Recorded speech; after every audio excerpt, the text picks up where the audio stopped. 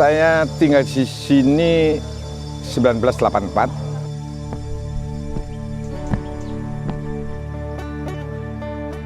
Sudah terjadi erosi. Dulu ini sebenarnya sangat luas pantainya ini. Kalau dia musim surut itu bisa sampai 500 meter ke depan dari pantai ini ada.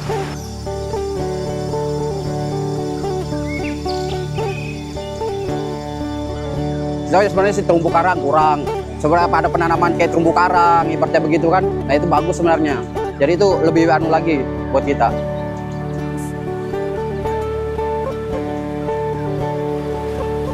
Dulu juga banyak ular, banyak biawak, terus ularnya kemana-mana tuh. Sekarang sudah kita jadiin ini tempat wisata berguna lah bagi warga sekitar yang dekat.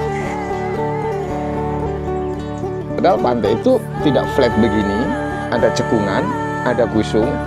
Saat dia digusung gini, mungkin masih sedada, begitu air naik, semakin tinggi, bagian bawahnya semakin dalam. Nah,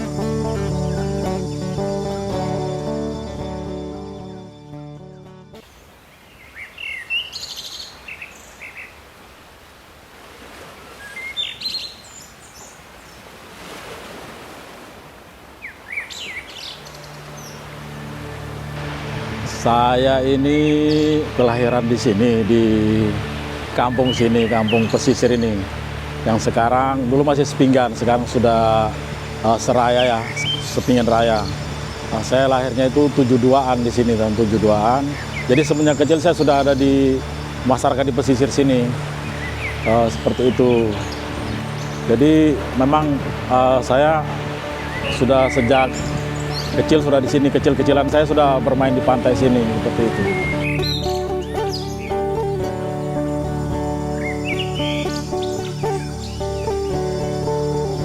Di garis batas antara daratan dan lautan, hidup tumbuh dalam ritme alam yang tak tertulis.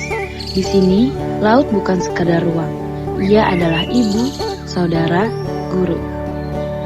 Setiap hembusan angin, setiap gelombang pasang, dibaca seperti kitab tua oleh mereka yang telah tinggal sejak lama. Masyarakat adat pesisir tak belajar dari buku. Mereka belajar dari waktu, dari luka, dari harapan. Mereka hidup dari laut dan hidup untuk menjaganya.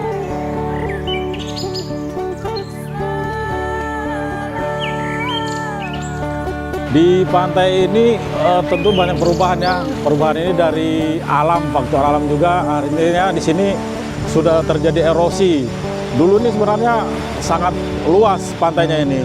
Kalau dia musim surut itu bisa sampai 500 meter ke depan dari pantai ini ada.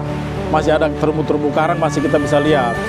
Tapi cuman mungkin perkembangan zamannya, kemudian alam juga ini tergerus sehingga ya kondisinya seperti ini, pantai sudah makin menyempit itu di sini.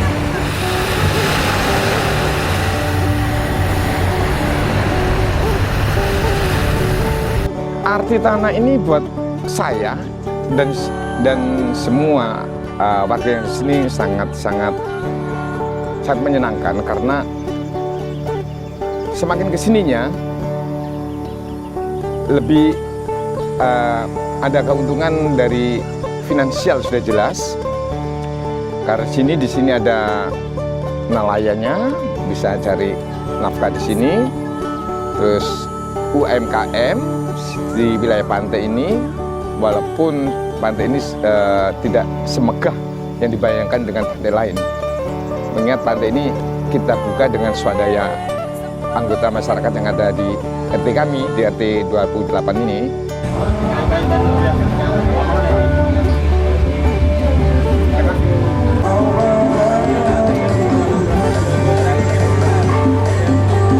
Memang ada terjadi sesuatu, itu biasanya kecelakaan tunggal di wilayah pantai dan seperti tenggelam karena mereka tidak mengerti di laut, di pantai itu seperti apa. Padahal pantai itu tidak flat begini, ada cekungan, ada gusung. Saat dia digusung gini, mungkin masih sedada, begitu air naik, semakin tinggi, bagian bawahnya semakin dalam. Nah, dia nggak bisa menguasai karena ada arus dari atas dan arus dari bawah. Kehilangan seimbangan, jebur, terseret arus, pernah terjadi.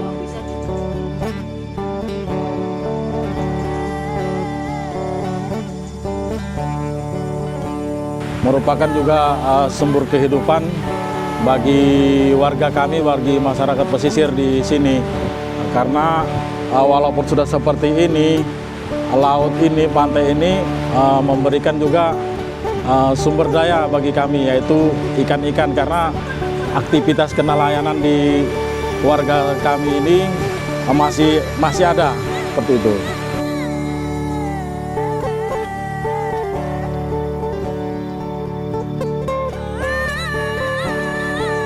Untuk ide pembangunannya sebenarnya dari komunitas awalnya itu di sini ini komunitas Spartan, seingat saya itu sekitar tahun 2017-18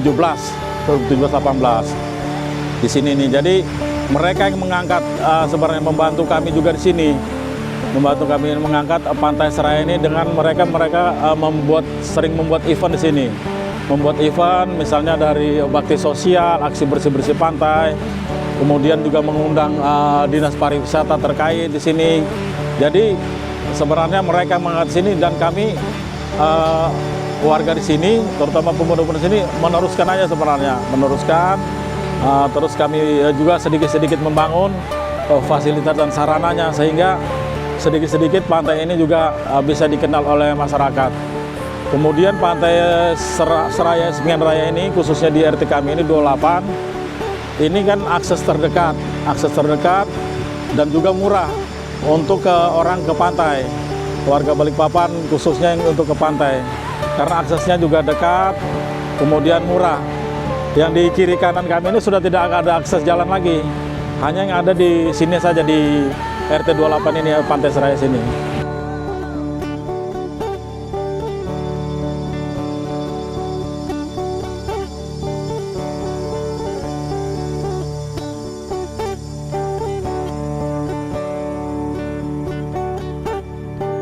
Marilah kita jaga kelestarian laut ini, kelestarian pesisir ini, karena ini kan bukan hanya sampai di sini aja, tentunya pasti untuk waktu-waktu ke depan pasti ini juga harus kita jagalah kelestariannya, terutama untuk kepariwisataannya ini juga secara tidak langsung kita kan juga membantu pemerintahan kota, dalam hal ini dinas pariwisata untuk menciptakan pariwisata di kota Balikpapan seperti itu.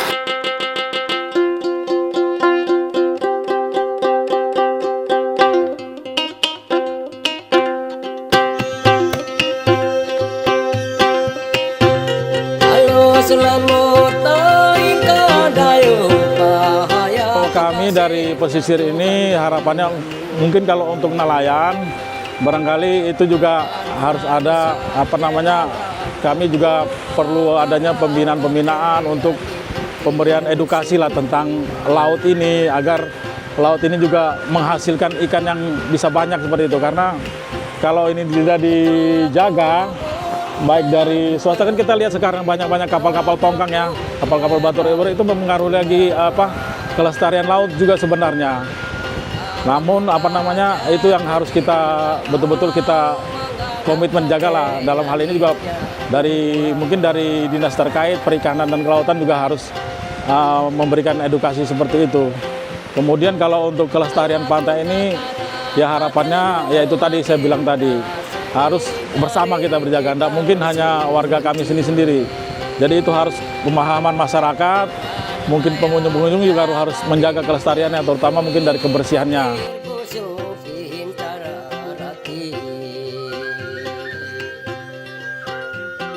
Kalau kami sih sebenarnya di sini, masyarakat sini tentunya akan berusaha ya semaksimal mungkin untuk mempertahankan, jangan sampai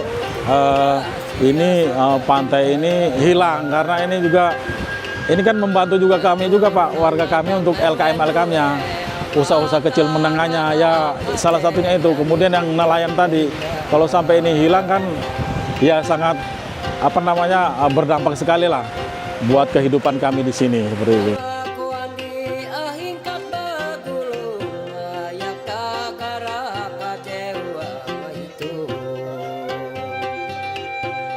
Merupakan pantai untuk dikunjungi karena pantai ini yang mau adalah dari rekan-rekan nelayan yang cari karunia di sini, karena zaman itu masih berupa di sini ada perusahaan sawmill. Sawmill ini tentang penggergajian kayu dan macam-macam. Setelah sawmill itu sudah nggak ada, terjadilah rimbun-rimbun. Terus seingat saya setelah kejadian kebocoran pipa di Pelabuhan Semayang, seingat saya begitu, terus terjadilah kapal-kapal digeser ke sini, parkir untuk ngantri masuk.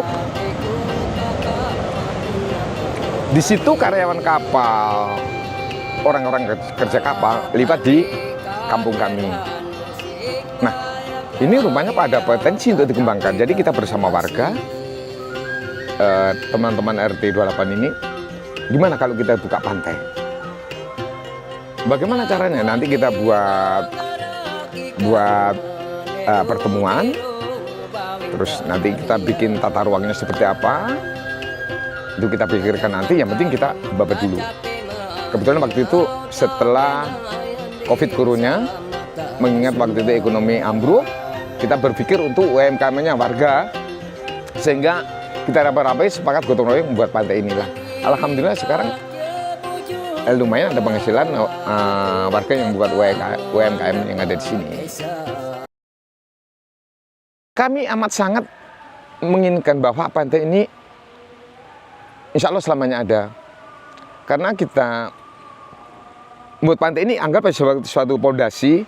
Insya Allah nanti berikutnya anak-anak kami, cucu kami yang lanjutkan. Jadi harapannya sih tidak ada bangunan yang akan merugikan pantai ini.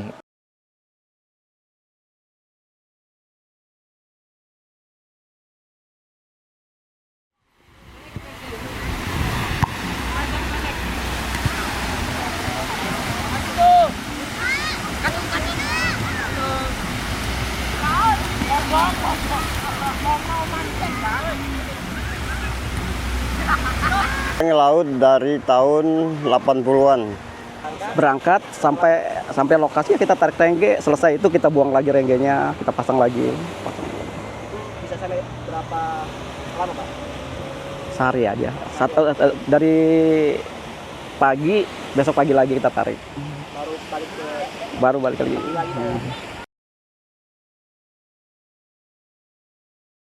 Lebih bagus tahun yang dulu daripada ini. Penghasilannya dulu nggak ada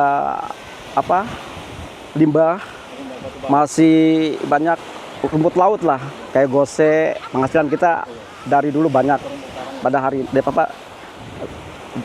yang tahun ini lebih bagus yang tahun lalu. Nah, sumber kehidupan kita di nelayan kita, ya cari makan kita di laut. Terima kasih Pak. Ya.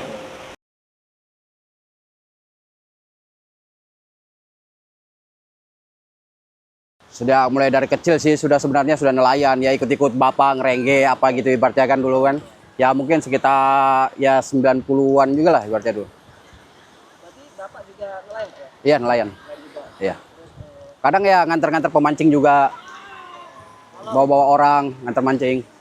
Aktivitas sehari-harinya Pak sebelum nelayan, Sebelumnya ya aktivitasnya dulu ya kerja-kerja gitu aja, kerja-kerja bangunan, ya serabutan lah. Ya apa ada ya kerjain. Oh itu misalnya kita lihat dari gelombang aja sih, kalau gelombang besar itu pasti ada aja ikannya. Cuma yang tidak tentu itu dari yang di atas lagi hasilnya ya kan. Ya namanya kita manusia cuma bisa berusaha aja. Sebenarnya sih terumbu karang kurang. Sebenarnya ada penanaman kayak terumbu karang, ibaratnya begitu kan. Nah itu bagus sebenarnya. Jadi itu lebih lagi buat kita.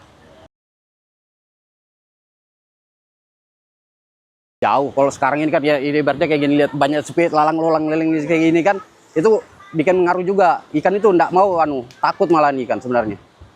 Kalau zaman dulu masih betul-betul bagus. Mancing kita di pinggir-pinggir sini aja masih dapat. Biar mancing berendam.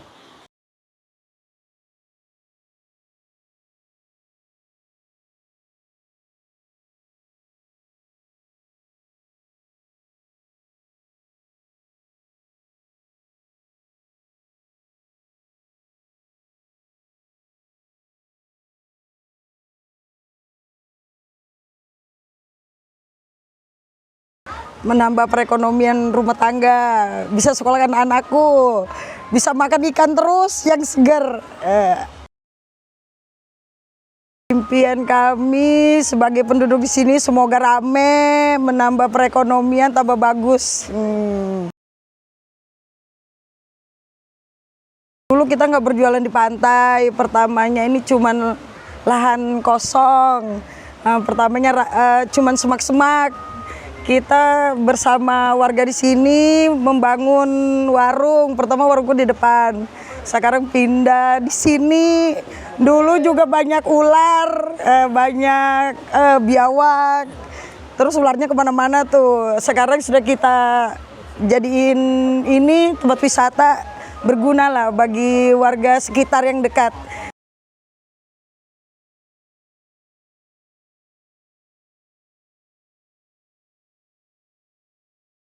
Sekitar 5 tahunan lah. 5 tahunan Bu ya. Iya.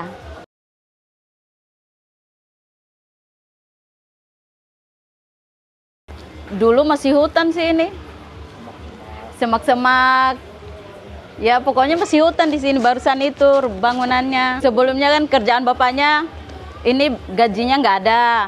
Selama jualan di sini ya alhamdulillah sangat membantu.